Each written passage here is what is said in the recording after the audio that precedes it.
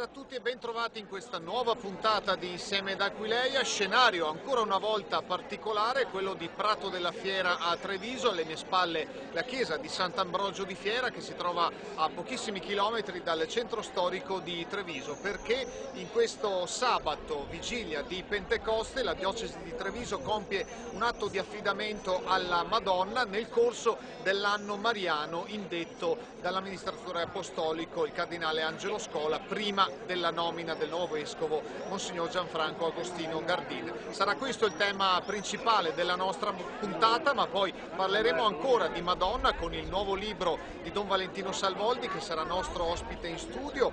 Andremo a raccontare il concerto Il Mondo Canta Maria a Montebello Vicentino e poi ancora una mostra su Anna Frank a Verona, l'incontro nazionale dell'Ordine Francescano Secolare in programma in questo fine settimana a Padova, in Piazza del Santo, semplicemente fratelli, poi la mostra Ospitare gli Angeli, che è anteprima del Festival Biblico a Vicenza, anche questo un appuntamento del fine settimana, il convegno del MEIC a Padova, un incontro sulla sfida della crisi a Vittorio Veneto, il restauro del tesoro della Scuola Grande di San Rocco a Vicenza. Siamo qui in Prato della Fiera a Treviso per seguire la processione, appunto, che parte da qui per arrivare al santuario cittadino, alla Madonna Granda, Santa Maria Maggiore, un pellegrinaggio che qui vede presente il vescovo e in altri vicariati contemporaneamente invece si svolge una celebrazione simile, perché quest'anno, come abbiamo detto, è dedicato a Maria. Nella vigilia di Pentecoste, tra l'altro, il manifesto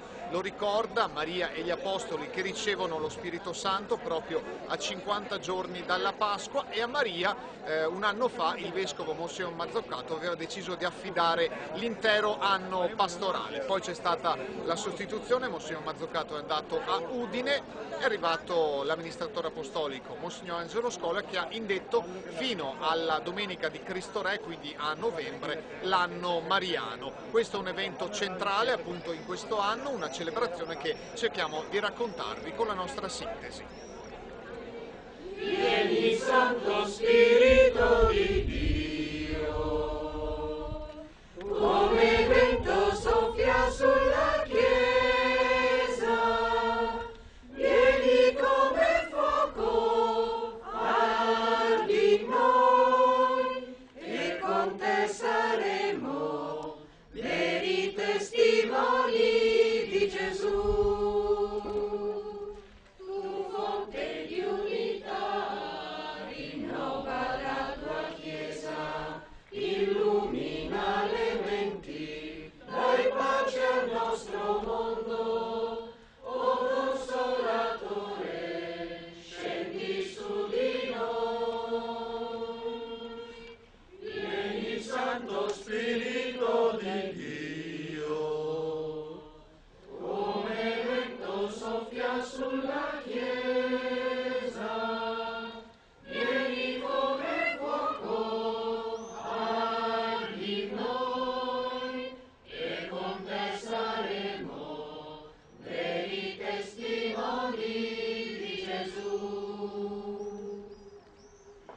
Come madre premurosa, Maria accoglie i suoi figli.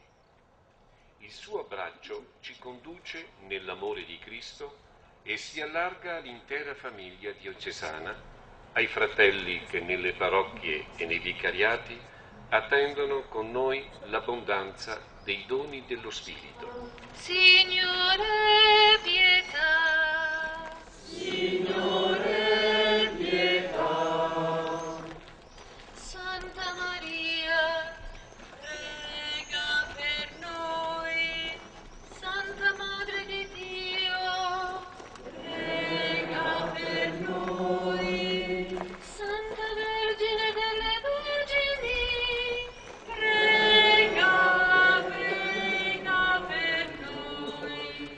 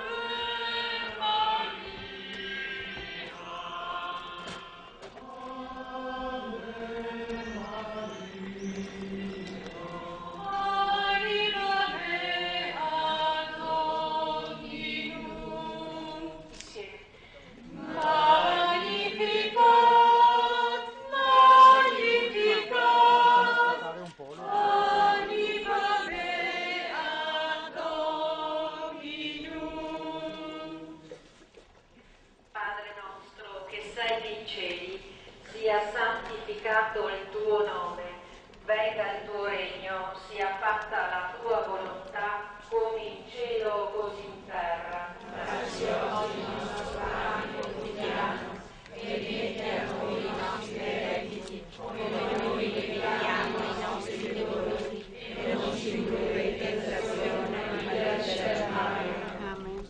Ave Maria, piena di grazia, il Signore è con te. Tu sei benedetta tra le donne e benedetto il frutto del tuo seno, Gesù. Santa Maria, Madre di Dio, prega per noi peccatori, adesso e nell'ora della nostra morte. Amen. Ave Maria, piena di grazia, il Signore è con te. Tu sei benedetta tra le donne e benedetto il frutto del tuo seno, Gesù. Santa Maria, Madre di Dio, prega per noi peccatori, adesso e nell'ora della nostra morte. Amen. Ave Maria, piena di grazia, il Signore è con te. Tu sei benedetta tra le donne e benedetto il frutto del tuo seno, Gesù. Santa Maria, Madre di Dio, prega per noi peccatori, adesso e nell'ora della nostra morte. Amen.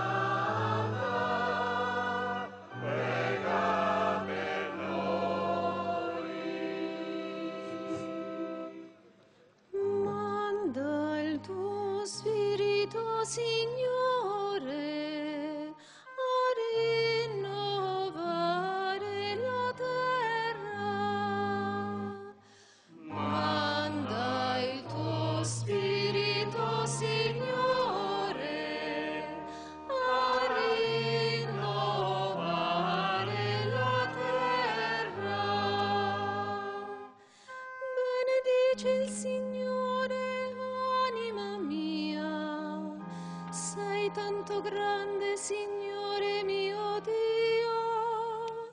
Quante sono le tue opere, Signore, le hai fatte tutte con saggezza. La terra è piena delle tue creature. Manda il tuo Spirito, Signore, a rinnovare la terra. Preghiamo. O Dio, che i Tuoi Apostoli riuniti nel cenacolo con Maria, Madre di Gesù, hai donato lo Spirito Santo, concedi anche a noi, per intercessione della Vergine, di consacrarci pienamente al Tuo servizio e annunziare con la parola e con l'esempio le grandi opere del Tuo amore. Per Cristo nostro Signore. Amen.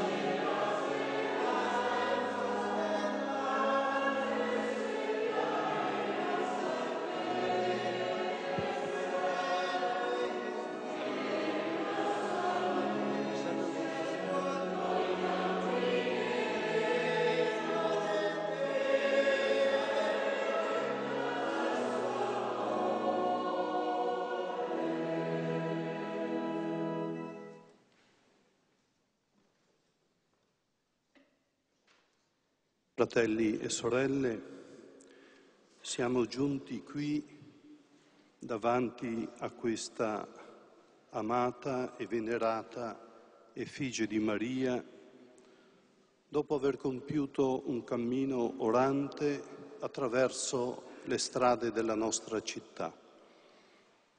Idealmente è stato un percorrere le strade della nostra diocesi, che oggi o in questi giorni è unanimemente accorsa ai piedi della Madre di Dio.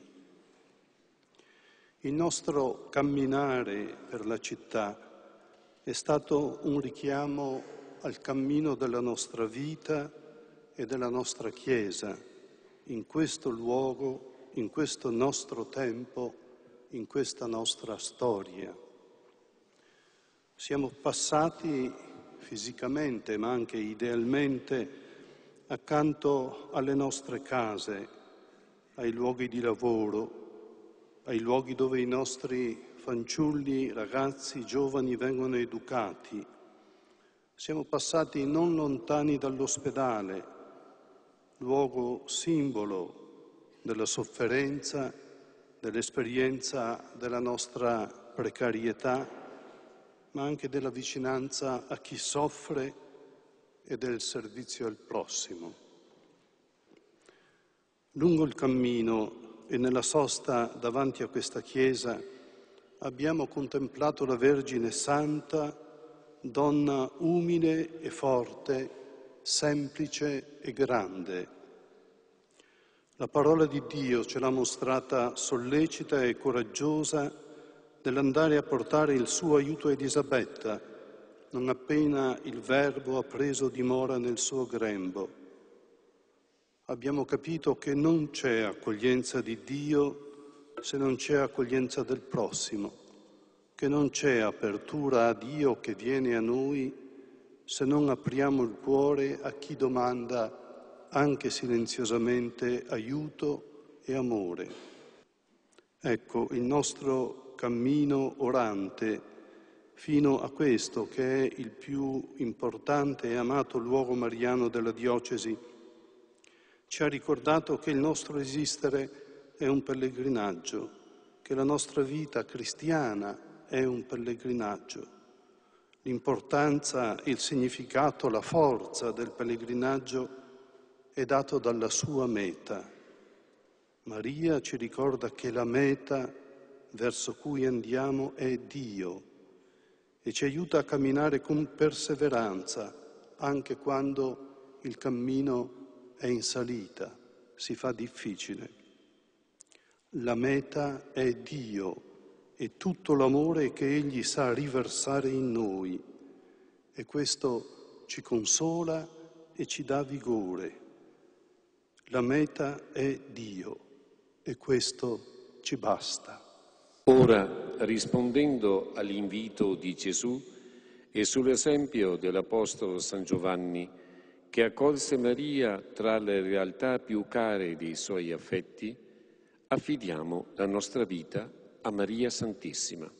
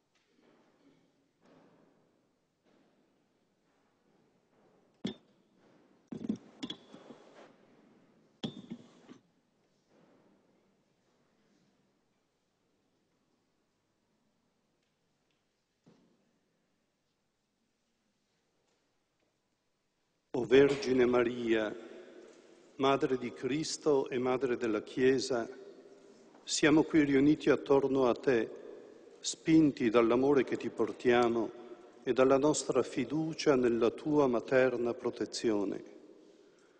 Abbiamo imparato fin dall'infanzia a riconoscerti Madre di misericordia e rifugio dei peccatori, ad invocarti con confidenza, a consegnarti le nostre pene e le nostre domande.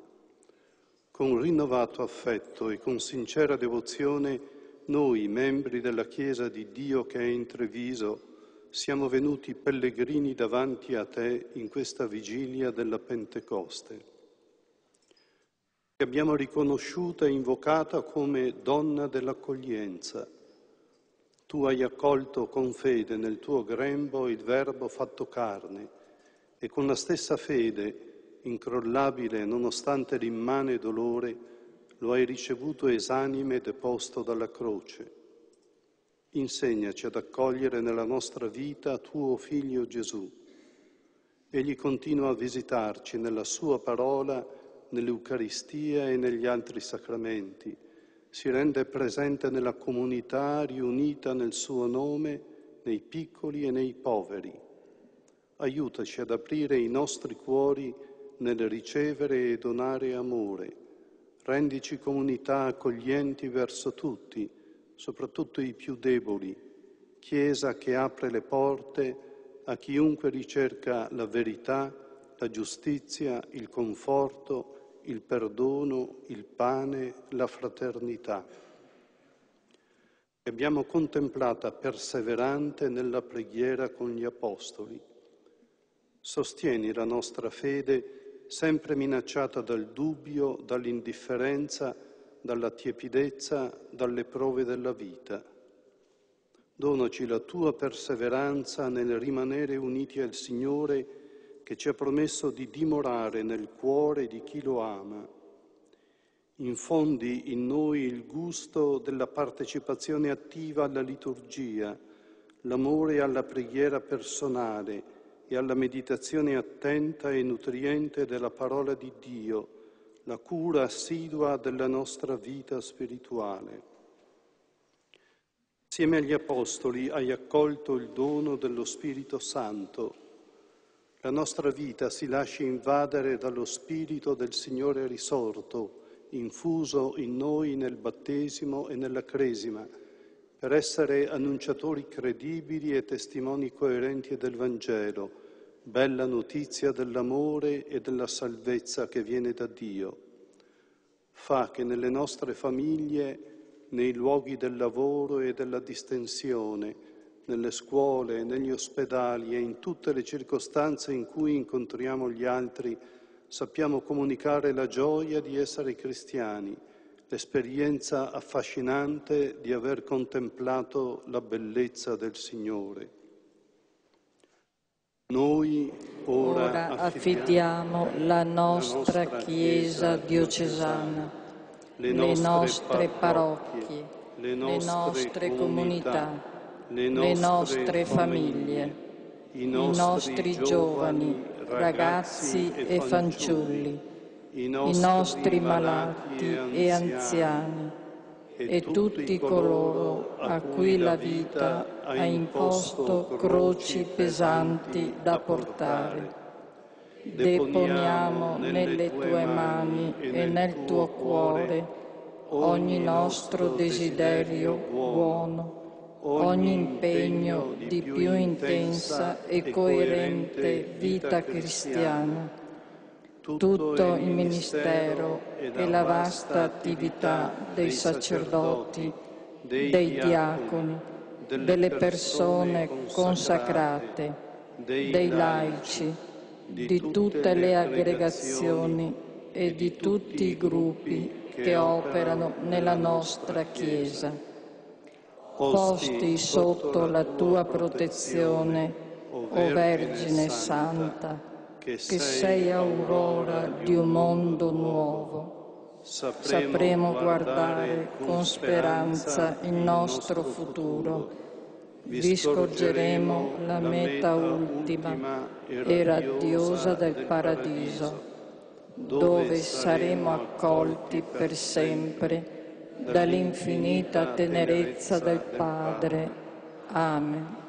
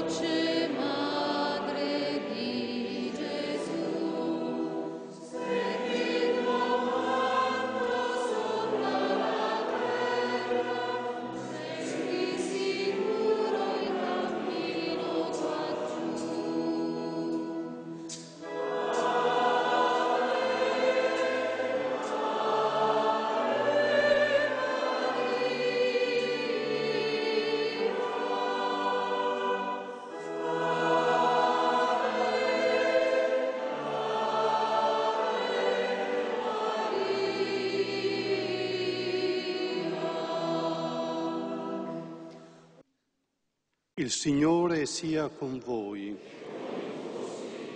Chinate il capo per la benedizione. Dio Padre, che nella risurrezione del Figlio inondò di gioia la Santa Vergine e la Chiesa nascente, vi colmi di spirituale letizia. Gesù Cristo, nato dall'Immacolata Vergine Maria e risorto dal sepolcro, custodisca integra in voi la fede del fonte battesimale. Lo Spirito Santo, che Maria attese con ardente preghiera insieme agli Apostoli, purifichi e rinnovi i vostri cuori. E la benedizione di Dio Onnipotente, Padre e Figlio e Spirito Santo, discenda su di voi e con voi rimanga sempre. Andate e portate a tutti la gioia del Signore risorto. Alleluia, alleluia. Rendiamo grazie a Dio. Alleluia, alleluia.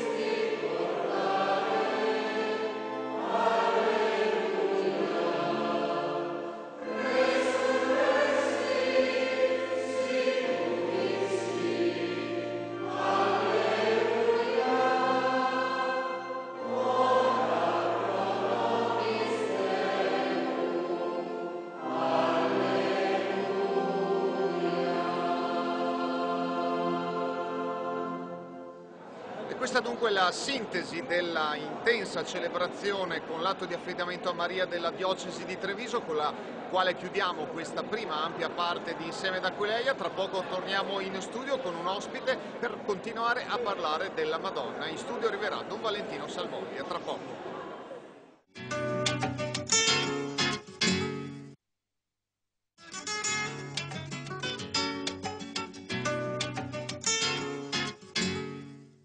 Eccoci tornati in studio dopo aver seguito la sintesi della celebrazione con il Vescovo a Treviso, l'atto di consacrazione a Maria per tutta la diocesi che si è svolta poi contemporaneamente in molti altri vicariati. Torniamo nel nostro studio virtuale dove abbiamo un ospite, un gradito ritorno, Don Valentino Salvoldi. Andiamo subito a salutarlo, bentornato. Grazie per la possibilità che mi date. Eccolo qui, è tornato con noi perché Don Valentino è sempre molto attivo su vari fronti, lavora per Propaganda Fide, quindi per il Vaticano, si occupa della formazione dei giovani preti nel terzo mondo soprattutto, ma siamo nel mese mariano e Don Valentino ha pubblicato un libro, La donna del sì, quindi Maria, la donna del sì. Questo è il primo libro, Don Valentino, di una serie che poi andrà a comporsi in che modo? Ho immaginato che la vita della Madonna possa essere riassunta in 4 punti. Fiat, Magnificat, Conservabat, Stabat. Maria, la donna del sì, colei che si affida totalmente alla volontà del Signore per trovare in essa la pace. Magnificat, la donna che danza, la donna che, andando a trovare Elisabetta, loda il Signore dopo essere stata elogiata da Elisabetta perché beata te che hai creduto. La donna che conserva nel suo cuore la parola, pur non vedendo e facendo fatica a credere, la sua grandezza consiste nel fatto di meditare la parola e lasciarsi plasmare lei stessa dalla parola.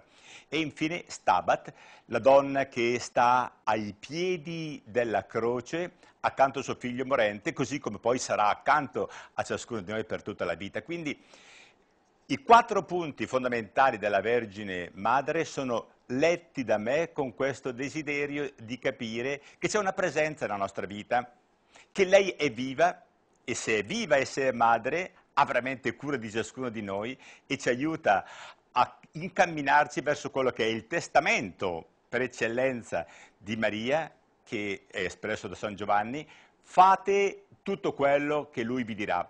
Come noi ben sappiamo avvenne a Cana. Questo è la donna del sì, quindi il primo passo Fiat, quindi partendo proprio dai primi momenti. Spieghiamo meglio, e poi lo vediamo anche con le immagini, com'è composto questo libro, testi, fotografie, belle fotografie tra l'altro, devo dire. Innanzitutto ho cercato di portare le preghiere più belle del cristianesimo, anche le più poetiche, cominciando dai padri della Chiesa. Quindi il ritmo di tutti e 4 i volumi sarà sempre tornare all'inizio del cristianesimo, portando quelle preghiere che hanno aperto gli orizzonti ai cristiani nelle parti più poetiche. Di Maria non si è mai detto abbastanza, però io faccio una scelta delle preghiere che sono veramente alte a livello poetico, perché sono convinto, quello che diceva Dostoevsky, che la bellezza salva il mondo, e quindi voglio che la bellezza parli, e così anche negli altri volumi tornerò sempre all'inizio del cristianesimo fino ai nostri giorni per mostrare soprattutto che le cose belle che noi diciamo di Maria Vergine si dicono dell'umanità, si dicono di ciascuno di noi. Grande lei perché ha creduto, grandi noi se con lei crediamo. Recentemente, un paio di settimane fa, il Papa è stato a Fatima, un viaggio molto partecipato dai portoghesi, l'abbiamo seguito appunto anche noi, l'abbiamo visto in televisione con vari collegamenti. Il Papa ha riproposto ancora una volta il vecchio e sempre nuovo messaggio della Madonna, non solo a Fatima ma negli altri posti, negli altri santuari, il messaggio di Maria. Penso che sia bello e significativo considerare che le rivelazioni private della Vergine Madre, benché private, sono in perfetta consonanza con il Vangelo. Per cui Vangelo e con il messaggio che il Papa ha. Quindi, qual è il grande messaggio del Papa in questi giorni? Qual è il messaggio della Vergine Madre? Pregare, convertirsi, fare penitenza. Pregare, perché la bellezza salva il mondo attraverso quella preghiera che mi fa star bene. Convertirsi, avere un cuore nuovo. Fare penitenza, perché il nostro peccato c'è, però senza esasperare il limite, il peccato. La preghiera ci aiuti a mettersi a un piano altissimo e ad avere in mano la storia. Bellissima l'intuizione di San Giovanni Crisostomo. Chi prega ha in mano il timone della storia. E io con questi miei 4 volumi vorrei mettere in mano ai fedeli queste preghiere più belle affinché prendano in mano la loro vita, prendano in mano la loro storia per camminare con gioia verso cieli nuovi e terra nuova, come si dice nell'Apocalisse. Ecco, un ultimo aspetto che vorrei toccare è l'aumento, diciamo, l'abbiamo visto a Fatima, oltre 500.000 di persone, tanta gente che continua sempre più a rivolgersi a Maria. La propongo con una battuta questa riflessione: è più facile allora rivolgersi alla madre che al padre, come un po' nelle famiglie? L'idea di un Dio, benché affascinante, molte volte è sempre tremendo. Dio è affascinante e tremendo allo stesso tempo. L'umanità ha bisogno di punti di riferimento e quindi niente di più bello che cercare di dare fiducia a questa donna che è una di noi, che ci capisce, cercare di camminare con gioia verso gli ideali che Maria ci presenta. La donna del sì, la donna della danza, la donna che conserva la parola, la donna che sta accanto a noi, ci aiuta, ci dà fiducia, ci dà serenità. Ecco, le apparizioni, i messaggi personali che la Vergine fa a ciascuno di noi hanno sempre come sottofondo questa idea di bellezza, non temere, io sono accanto a te. Questo non temere in poi, è bello notarlo, nella Bibbia ricorre 365 volte, come se ogni giorno Dio ci dicesse: sì, i problemi sono tanti, ma non temere, io ho vinto il mondo. Grazie allora Don Valentino intanto per queste riflessioni. Torneremo con te anche nelle prossime puntate a parlare di altri argomenti. Intanto lanciamo un prossimo servizio proprio su Maria, anzi il mondo che canta Maria, il consueto appuntamento musicale svoltosi a Montebello Vicentino alcuni giorni fa. L'ha seguito per noi Elisabetta Corazza.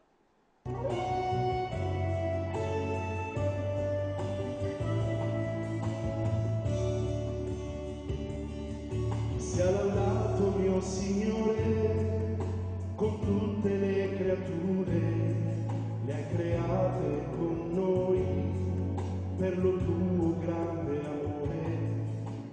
musica semplice, orecchiabile, piacevole da ascoltare e con un importante messaggio da diffondere al pubblico è quella cantata da tre tra i più conosciuti artisti del panorama internazionale di musica cristiana in occasione della seconda tappa del Tour 2010 Il Mondo Canta Maria. La manifestazione canora, organizzata da Radio Colbesat, quest'anno giunta con successo alla 10ª edizione, è passata per il Vicentino in un momento particolare dell'anno. A Montebello la festività più sentita è quella della Solenne. Ogni 5 anni il paese si veste di bianco e di blu per festeggiare la Madonna. Per quasi un mese si susseguono vari appuntamenti dedicati alla celebrazione della Vergine Maria. Si va dalla rinomata processione a momenti di incontro culturali e di festa, come il concerto promosso dall'emittente cattolica di Schio, che per l'occasione ha richiamato nel palasport comunale oltre 300 appassionati di musica cristiana. Effettivamente è legata molto il nostro girare e avvicinarci alle varie località proprio all'avvenimento, alla celebrazione che quel paese sta vivendo, ma possono essere semplicemente anche delle sollecitazioni dovute anche alle produzioni musicali e artistiche dei nostri cantanti di cui si può venire a conoscenza in vario modo e che sollecitano poi religiosi piuttosto che laici ad invitare tutto il nostro staff e quindi anche i cantanti che si aggregano al nostro grande carrozzone musicale per effettuare in loco questi avvenimenti. L'uno per pura vocazione, l'altro per un gioco poi diventato lavoro e trasformatosi quindi in vera e propria passione, e l'altro ancora dopo un particolare episodio vissuto. Fra Leonardo Civitavecchia, Giada Nobile e Roberto Bignoli, gli artisti della serata, reduci da diverse esperienze personali che li hanno avvicinati alla fede, sentono forte il bisogno di comunicare il loro credo attraverso la musica. Sant'Agostino diceva: chi canta prega 2 volte, e questa è una mia grande convinzione, anzi io dico 3 per dirne di più.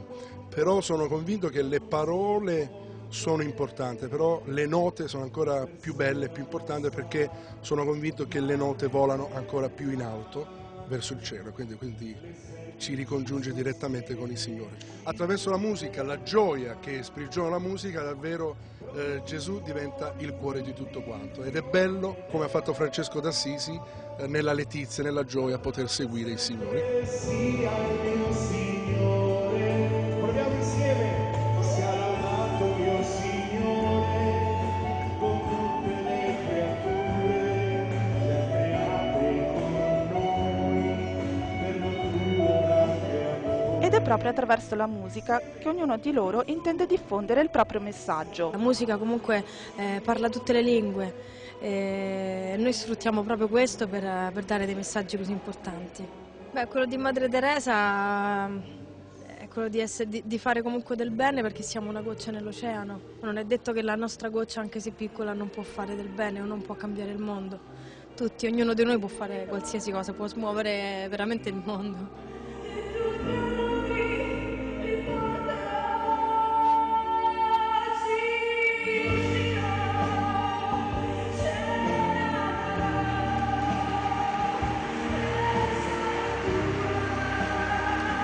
Di tutt'altra natura il messaggio del prolifico ed apprezzato cantautore milanese Roberto Bignoli. È quello praticamente di mettere in discussione o di provocare, di fare capire la bellezza di un incontro che è il mistero che è Cristo, che io stesso ho incontrato nella vita. Maria, colonna di fuoco, che ci guidi nel tuo cammino, e con 1000 acque di vita in questa povera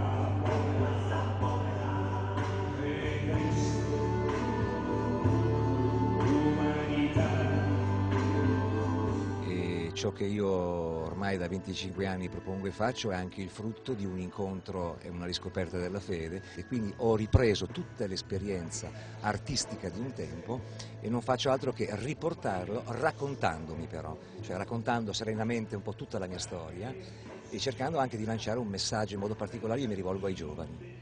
Quindi la mia esperienza non serve come l'uomo vissuto che ha qualcosa da a tutti i costi da insegnare, ma è un'esperienza che praticamente sicuramente aiuta, quindi è una provocazione, perché alla fin fine sono passati gli anni, ma le esperienze negative nei giovani le rivediamo ancora oggi.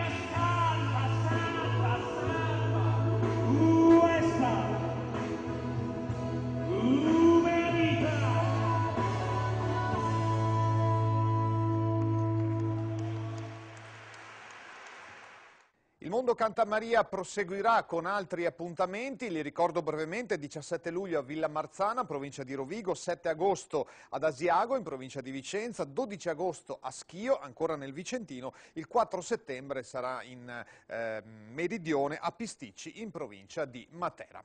Cambiamo argomento: semplicemente fratelli, così si intitola la 3 giorni padovana organizzata dall'Ordine Francescano Secolare d'Italia, dal 28 al 30 maggio, quindi proprio in questi giorni, per parlare del valore della fratellanza nella società attraverso incontri pubblici nelle sale del Centro Papa Luciani e la Basilica del Santo. L'evento si arricchirà di un concerto sabato sera in diretta su Telechiara con Angelo Branduardi e Medeo Minghi e si chiuderà domenica con la celebrazione della Santa Messa nella Basilica di Santa Giustina. Ci racconta tutto Luisa Bertini. Sarà un momento di riflessione sulla fraternità che porterà nella città del Santo una nutrita rappresentanza di francescani laici da tutta Italia e non solo. Si tratta dell'evento padovano Semplicemente Fratelli, organizzato dall'Ordine Francescano Secolare d'Italia, che si aprirà venerdì alle 17:30 alla Chiesa di San Francesco con un incontro tra istituzioni e Chiesa di Padova, dove il Vescovo Monsignor Mattiazzo porterà il suo saluto iniziale. Ma il culmine sarà il concerto, sabato alle 21, in Piazza del Santo, dove canteranno Angelo Branduardi e Amedeo Minghi. Inizierà con un saluto alle autorità civili e anche alla Chiesa locale. Questa è una serata del venerdì. Nella giornata del sabato si verrà proprio il cuore, anche il contenuto che vorremmo far passare come messaggio in questa manifestazione. Partiremo da una riflessione sulle radici evangeliche della fraternità che muovono e formano tutto il nostro agire, il nostro essere, per poi passare nel pomeriggio a una riflessione più attenta, che poi in realtà è il messaggio centrale che vogliamo mandare, che vogliamo far passare per proporre alla società il modello della fraternità che noi viviamo proprio come vocazione spirituale e che crediamo essere strumento utile per realizzare il vero bene comune, utile all'uomo d'oggi e alla società moderna. Quindi è così che si riassume un po' il senso anche di questa manifestazione? Assolutamente, le dicevo, questo è il cuore, e poi proseguirà anche nella giornata della domenica con una celebrazione eucaristica che è un momento certamente di festa, di ringraziamento e anche un momento nel quale poi vogliamo lanciare un messaggio, un mandato innanzitutto a noi stessi, a riappropriarci veramente della nostra vocazione per farci testimoni, strumenti, veicoli di questo messaggio di fraternità che vogliamo lanciare alla società, ma anche lanciare alle istituzioni e alle associazioni, a chi governa la società, una proposta diversa di gestione, di relazione nuova per il mondo d'oggi, per la società attuale. È anche un messaggio che lanciamo alla Chiesa, della quale noi appunto siamo parte e ci sentiamo fortemente parte, per dire ci siamo di nuovo, per fornire tutto il nostro apporto carismatico e partecipando all'unica missione della Chiesa. Abbiamo messo un momento particolare che è quello del sabato sera, un momento nel quale ci sarà uno spettacolo aperto alla città, sulla piazza, sul sagrato della Basilica del Santo, dove con un intrattenimento musicale con Branduardi e Minghi e comunque approfitteremo per lanciare un messaggio alla città e quindi anche lì in quel momento farci portavoci di questo messaggio di fraternità. Nel corso delle 3 giornate i francescani cercheranno di interrogarsi sulla loro presenza fraterna nella vita di ogni giorno e testimoniare che essere fratelli, non solo di sangue ma nello spirito, e comportarsi come tali è semplicemente possibile. Non è un caso che sia stata scelta Padova come sede dell'evento. Qui i francescani hanno una grande tradizione e si sono distinti per le loro iniziative di rilievo sociale. Un esempio su tutti è l'ospedale di San Francesco Grande, il primo ospedale civile cittadino, segno concreto di attenzione alle sofferenze umane. Noi facciamo questo evento centrato sulla fraternità e sulle conseguenze che può avere sulla società civile e la convivenza in genere. Perché noi siamo convinti di una cosa e da questa muoviamo, e cioè che il paradiso sia bene anticiparlo un po' su questa terra. Ciò detto, riteniamo che rapporti più fraterni, più solidali, più responsabili possano proprio creare una convivenza migliore tra le persone e anche fra i gruppi sociali. Quindi pensiamo che la nostra società abbia proprio bisogno, a nostro parere molto bisogno, di rapporti che siano meno competitivi e più fraterni.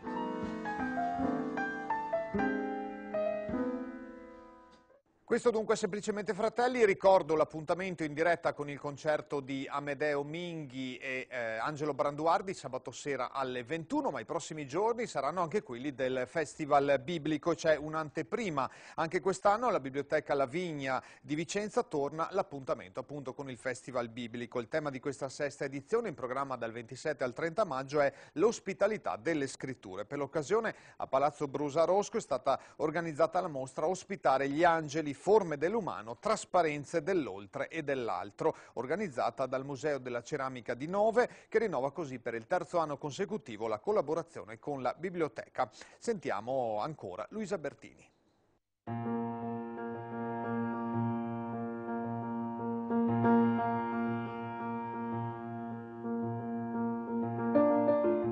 Non dimenticate l'ospitalità. Per mezzo di questa, infatti, alcuni, senza saperlo, ospitarono gli angeli. Ed è proprio a questi versetti della lettera agli ebrei che sono ispirate le opere in ceramica esposte a Palazzo Brusarosco Zaccaria di Vicenza. La mostra, frutto della creatività di 14 artisti di diversa provenienza, rientra tra gli appuntamenti della sesta edizione del Festival Biblico, che quest'anno affronta il tema dell'ospitalità delle Sacre Scritture. Ed ecco che il percorso espositivo alla Biblioteca La Vigna dà forma attraverso diversi materiali ceramici, dalla porcellana alla terracotta, dal grès alle argille alle interpretazioni più varie.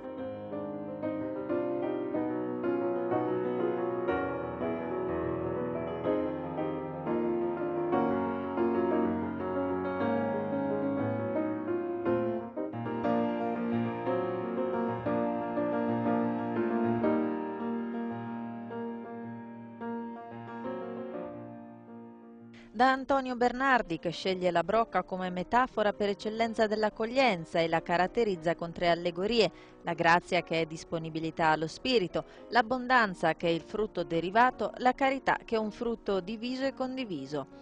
Enrico Stropparo, che offre lo spazio al tema dell'altro, interpretato come materiale diverso. Allude all'incontro con la diversità dell'ospite attraverso ciotole d'argilla occupate da barrette di ferro, legno e pietra.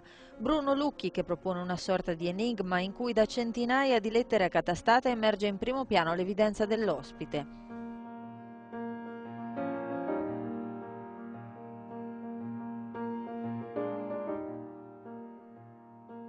Pietro Weber, che nei suoi quadretti propone l'utilizzo di un materiale ancestrale come la terra.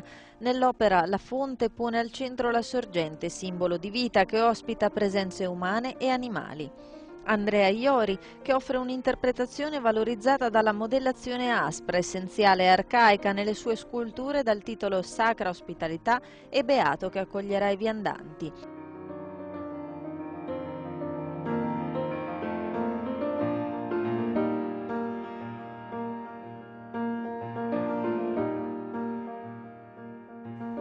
Poi le sedie di Gabriella Sacchi, che simboleggiano il tema del dialogo, o ancora Lino Agnini, che propone 3 tipi di ospitalità, come ad esempio nell'Annunciazione, in cui Maria accoglie l'angelo, l'umano accoglie il divino.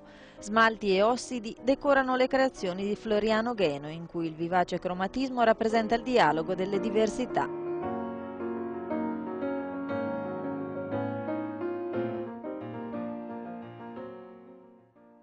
La mostra, curata da Katia Brugnolo, sarà aperta al pubblico fino al 6 giugno.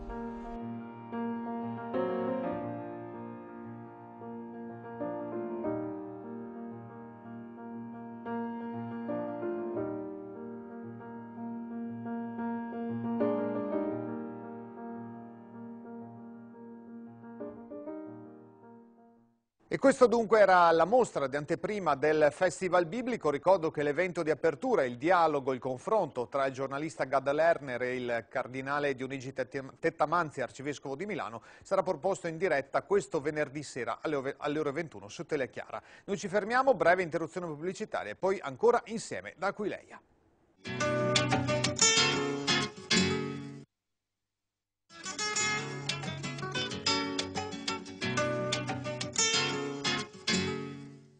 Eccoci tornati insieme in questa 33esima puntata di Insieme da Aquileia, giorni molto intensi, come ad esempio anche a Verona, dove sono in corso i festeggiamenti per il patrono San Zeno, vissuto nel IV secolo. Ha seguito per noi la celebrazione con il pontificale del vescovo Monsignor Zenti, il nostro Gianfranco Tommasi. Sono in pieno svolgimento a Verona le celebrazioni in onore di San Zeno, patrono della città. Africano di origine, fu vescovo tra il 356 e il 380. Tra le tante significative manifestazioni in onore del Santo Moro, l'offerta simbolica dell'olio per la lampada che arde davanti all'urna del Santo e il solenne pontificale nella grande basilica romano-gotica sono i momenti che più coinvolgono la comunità scaligera. Quest'anno l'olio per la lampada è stato offerto dai sindaci dei comuni della Valpantena Lessinia centrale, i quali nel momento dell'accensione hanno recitato la preghiera del rituale. Accendiamo questa lampada alimentata dall'olio che abbiamo offerto perché sia segno del nostro impegno di fratellanza e di pace nello spirito di San Zeno, padre della nostra fede. Dopo questo tradizionale atto di fede, fedeli e autorità si sono riuniti nella chiesa superiore della Basilica Zenoniana per assistere al pontificale presieduto dal vescovo Zenti, il quale all'omelia, parlando degli insegnamenti e della figura del santo patrono che riportò alla fede i veronesi, aggiunse: Insieme questa sera ci ritroviamo nella basilica che ne custodisce le spoglie mortali. In lui potremmo ravvisare un ponte ideale e spirituale che favorisce la collaborazione tra istituzioni civili e l'istituzione religiosa e più estesamente tra cittadini della città terrena, fedeli credenti in Cristo, per dare risposta insieme, ognuno nel proprio versante di competenza, ai bisogni, alle necessità materiali e spirituali della gente, in un tempo di emergenze su molteplici fronti. Le istituzioni civili e i cittadini in quanto tali lo faranno in nome del valore altamente laico come è la solidarietà. L'istituzione religiosa e i cittadini cristiani fedeli lo fanno con il supplemento che viene a loro conferito dalla fraternità, che della solidarietà è il fiore e il frutto maturo. Questo dunque è San Zeno a Verona, festività molto sentita. Da Verona ci spostiamo a Padova, dove nelle scorse settimane si è svolto un incontro molto interessante promosso dal MEIC, il Movimento Ecclesiale di Impegno Culturale, al suo 10° congresso nazionale. Tema era Dio nel cuore, Cesare nella città, la rilevanza pubblica del cristianesimo. C'era per noi Micaela Faggiani. Siamo incollati al nostro esserci, non c'è prima l'uomo e poi ciò che fa, l'uomo è ciò che fa e ciò che fa diventare l'uomo tale.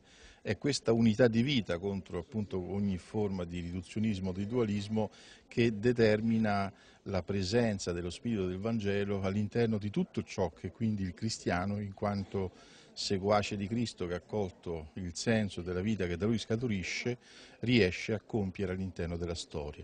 Pertanto in qualche modo sia il cristianesimo delle catacombe, sia il cristianesimo delle aule parlamentari, quando è motivato da questo impegno di carità, ha un valore di costruzione non solo della città dell'uomo, ma in qualche modo già anticipando l'ideale, il progetto della città di Dio. La città di Dio è quella degli uomini racchiuse dentro una persona, il cristiano, che opera all'interno di una società pluralista, multiculturale come la nostra.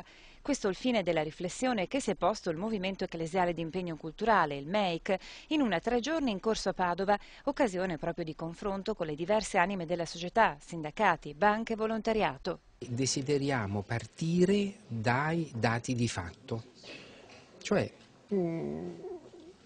poiché siamo all'inizio di un nuovo lavoro, di una nuova intuizione, speriamo che arriverà, preferiamo partire da dati di fatto e non da elaborazioni teoriche, anche perché le elaborazioni teoriche, proprio perché sono teoriche, possono portare chissà dove. Un esempio concreto di cristiano nel cuore, ma impegnato anche a livello istituzionale nella città, l'ha portato lo stesso vescovo di Padova, ricordando la figura di Luigi Gui, di cui ha celebrato il funerale proprio oggi, senza dimenticare l'importanza del ruolo che ha la Chiesa nella società come sale della vita anche sociale. È un fattore interessante da questo punto di vista, pensa quanto dibattito suscitano. Sarebbe un appiattimento incredibile, io penso. Quindi noi portiamo qualche cosa di provocante, di sale dappertutto, no? Questo dunque è il convegno del MEIC, sono settimane di crisi economica, il governo sta discutendo della manovra per i prossimi 2 anni, ebbene di crisi economica, una sfida da accogliere, si è parlato nelle scorse settimane a Vittorio Veneto, un incontro promosso dalle consulte diocesane delle aggregazioni laicali del Triveneto, svoltosi nel seminario vescovile di Vittorio Veneto. Ce ne parla Valentina Voi.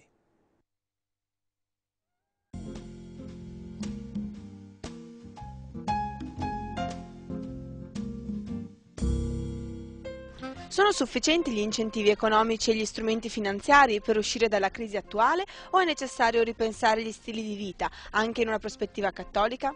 Se ne è discusso durante il convegno Crisi economica, sfida da accogliere, organizzato dalle consulte diocesane delle aggregazioni laicali del Triveneto a Vittorio Veneto.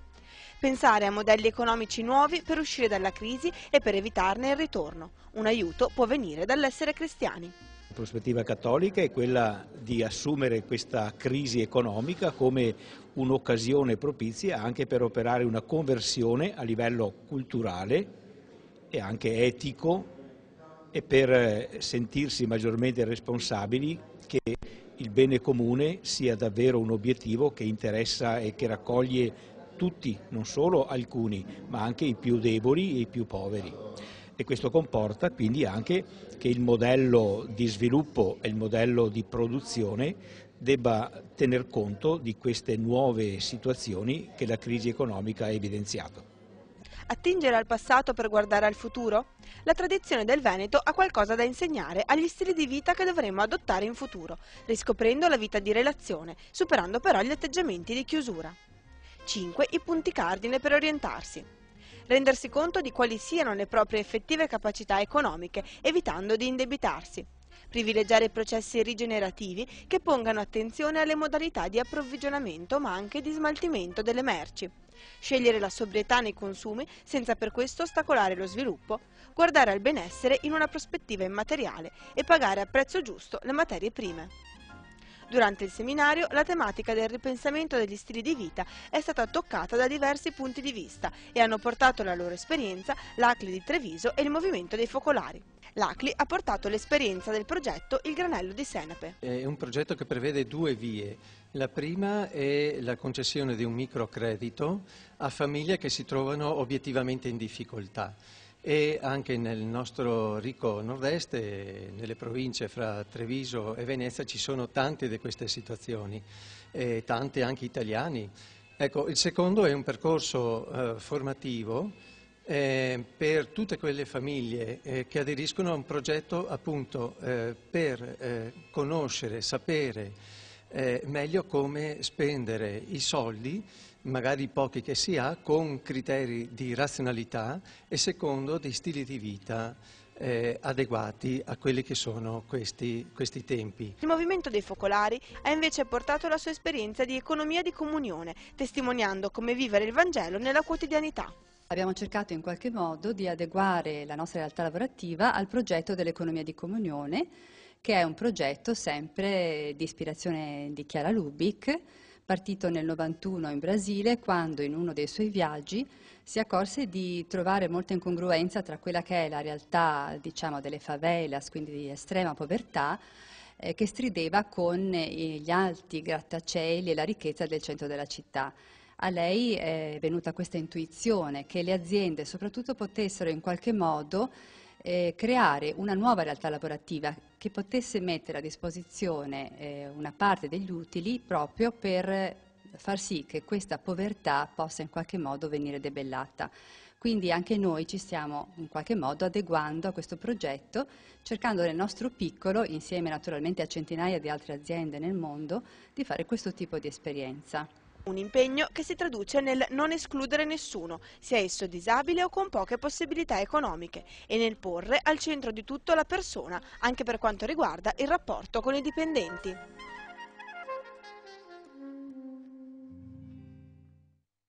Da Vittorio Veneto torniamo a Verona per aprire una pagina storico-culturale. Parliamo di Anna Frank, una storia ancora attuale, quella della giovane ragazza ebrea. A Verona, nei locali della foresteria dell'Accademia d'Arte Moderna di Palazzo Fortice, è in corso una mostra proprio su Anna Frank. Gianfranco Tommasi.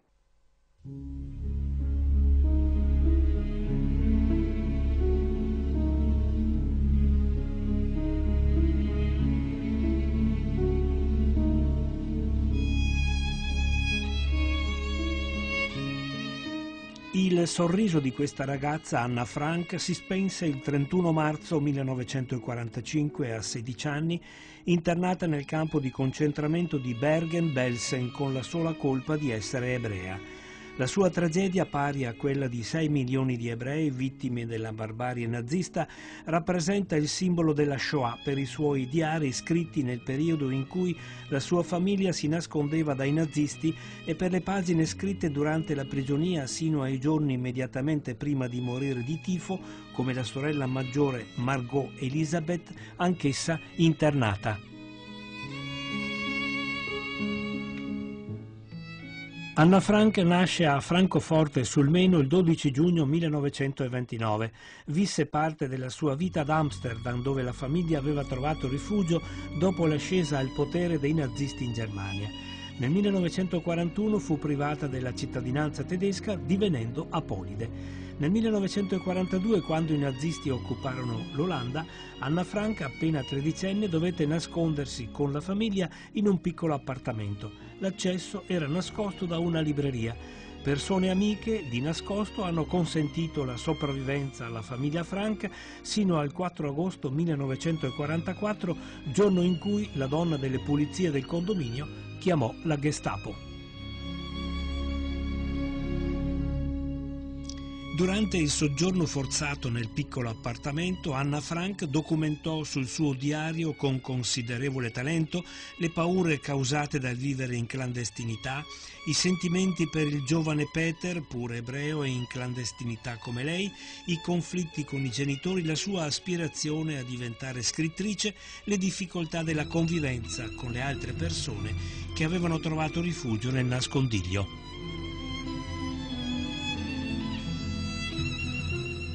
Anna, la sorella Margot, la madre, Peter e tutti gli ospiti dell'appartamento, tranne il padre, scomparvero nell'inferno nazista. Le sorelle Frank trascorsero un mese ad Auschwitz-Birkenau, poi spedite a Bergen-Belsen, dove morirono di tifo nel marzo del 1945, un mese prima della liberazione del campo da parte dei russi, mentre Peter morì 3 giorni prima dell'arrivo degli alleati. Il padre sopravvisse ai campi di concentramento.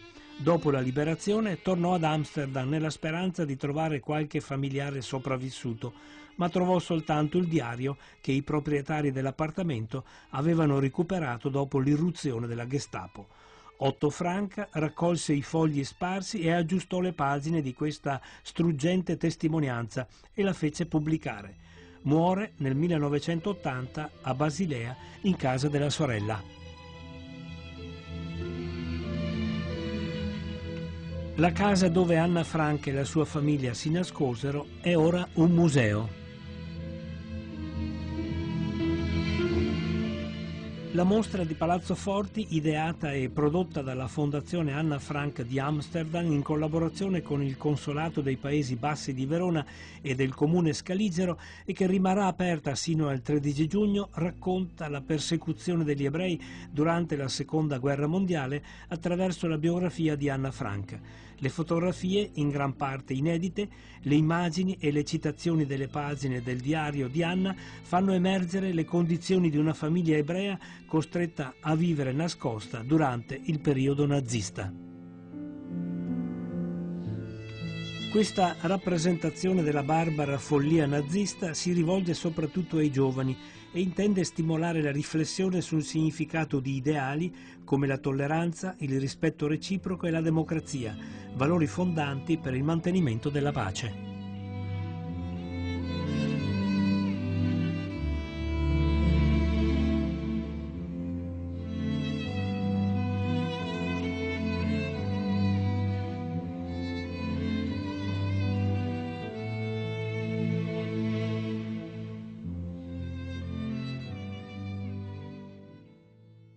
E da Verona ci spostiamo per chiudere in bellezza a Venezia. Dopo 99 anni esatti riapre alla Scuola Grande di San Rocco la Sala del Tesoro, un'occasione straordinaria per ammirare alcuni dei più preziosi oggetti d'arte della Serenissima, ma anche per tornare a visitare uno dei capolavori dell'architettura veneziana, dove migliaia arrivano da tutto il mondo per ammirare il famoso ciclo di tele del Tintoretto, tra cui la celebre Crocifissione. Lasciamoci guidare lungo questo suggestivo percorso con le immagini di Antonello Calzavara e la voce di Cristina Pagnin.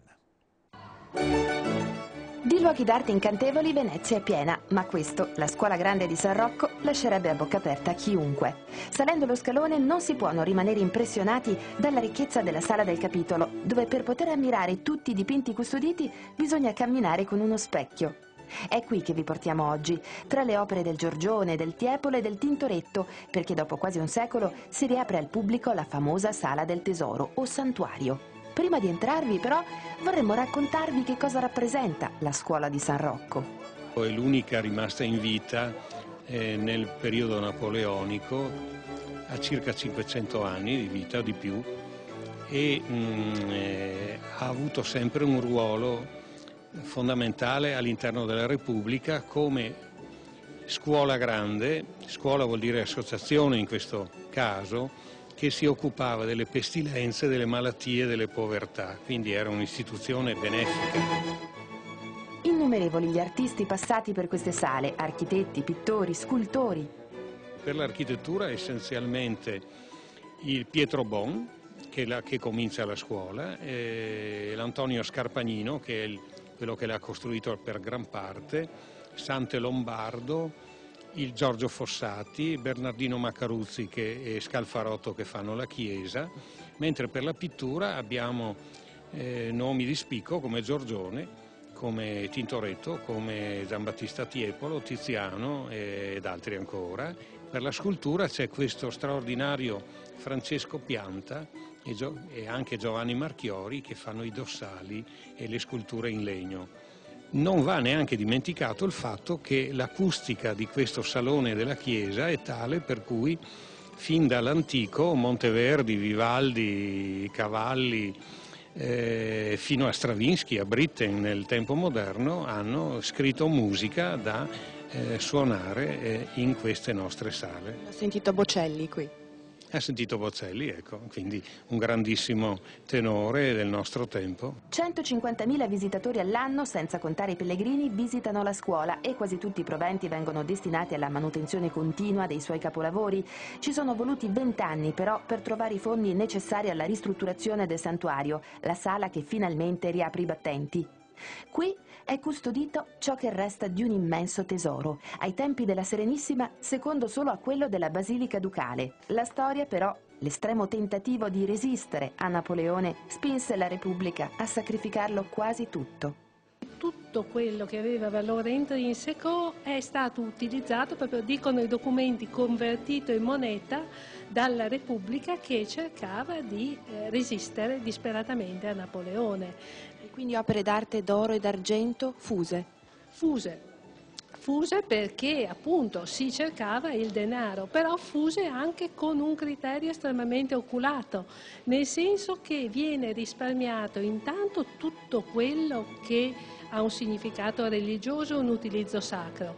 Le liste di distruzione vengono vidimate con il consenso del patriarca, quindi anche questo è interessante come aspetto. E invece con il rispetto di quegli oggetti che, bellissimi come valore artistico, non hanno in realtà un valore intrinseco tale da giustificarne la distruzione. Non abbiamo che i frammenti, dunque, di un incalcolabile patrimonio andato perduto. Sono tutti esposti qui, in questa luminosa stanza di circa 80 metri quadri. Ci sono le cose che la scuola stessa ha commissionato, per cui la prima croce a stile che viene adattata all'uso della scuola aggiungendo le figure di San Rocco e San Sebastiano, i patroni contro la peste, un calice ministeriale che viene usato poi tanti anni dopo, nel 1799, durante il conclave che si tiene a San Giorgio, che è quello da cui esce eletto Papa Pio VII, l'unico conclave che si sia mai tenuto a Venezia. C'è la reliquia della spina che è donata da un Contarini perché era fiorita, rifiorisce poi in scuola e diventa uno dei pezzi miracolosi. C'è la legatura della Mariegola che è il documento fondante della scuola e della sua attività.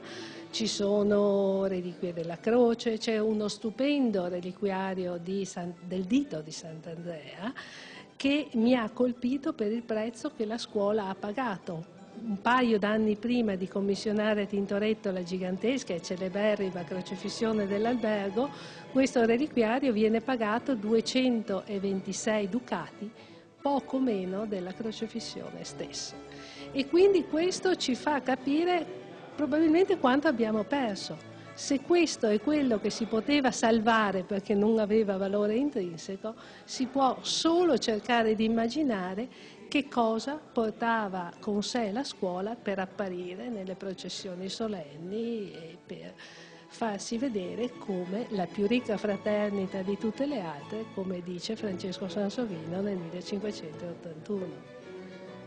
Una ricchezza inestimabile dunque e leggendaria come ogni tesoro che si rispetti. Intanto la nostra visita termina qui, ma prima di lasciare la scuola grande di San Rocco, un'ultima domanda al suo massimo custode per sapere se entrare qui tutti i giorni riserva ancora un'emozione.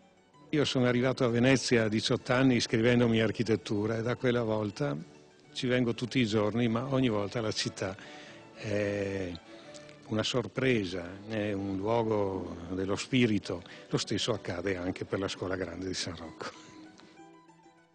In bellezza dunque a San Rocco a Venezia, possibilità di tornare a vedere questa Sala del Tesoro con la quale chiudiamo questa puntata numero 33 di Insieme da Aquileia. Torniamo la settimana prossima, anzi torniamo con una puntata speciale ancora una volta. Per il Festival Biblico vi proporremo la Lectio Magistralis del priore della comunità di Bose Enzo Bianchi nell'ambito del Festival Biblico. Insieme da Aquileia tornerà nell'edizione normale martedì 8 giugno e ovviamente anche sul nostro canale YouTube che vedete in sovraimpressione.